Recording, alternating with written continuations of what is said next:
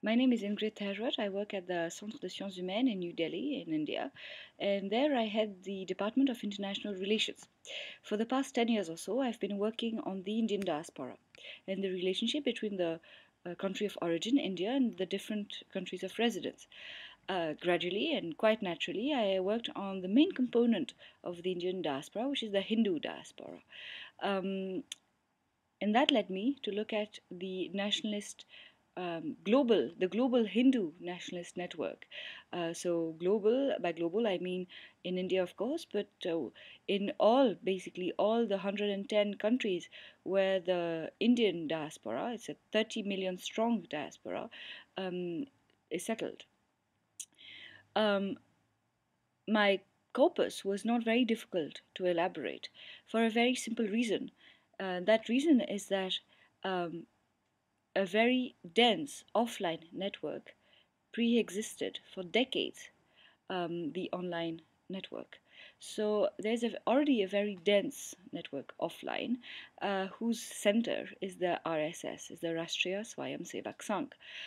That organization was created in 1925 and has gradually over the years developed a number of sister organizations and touching basically all the different aspects of life and all the different sectors of activity. That organization very early on saw the benefit in expanding overseas, in parallel and with the help of the Indian diaspora. So whenever a Swayam Sevak, an activist, migrated, whenever that person migrated, a new branch was being created abroad. The first Shaka, the first branch, was created in Kenya as early as 1946, a year before the independence of India. So I took the RSS as the center of the graph, and I incorporated gradually all the organizations which are parent organizations and also organizations that share the ideology. So the findings, um, there are basically two main findings. The first thing that the graph does is to show, which is very important, the way Hindu nationalism is actually delocalized, outsourced its activities from India to outside India, mostly to the US, which actually acts like a kind of interface between India and the rest of the world.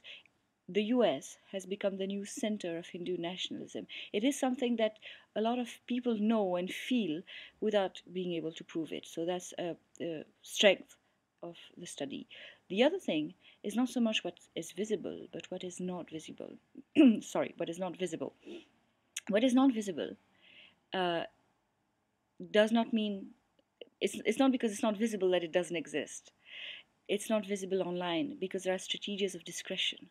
And these strategies of discretions are developed to evade the gaze of surveillance agencies in the countries of residence mostly, because a lot of the activities of these associations are legal, but a lot of them are illegal as well.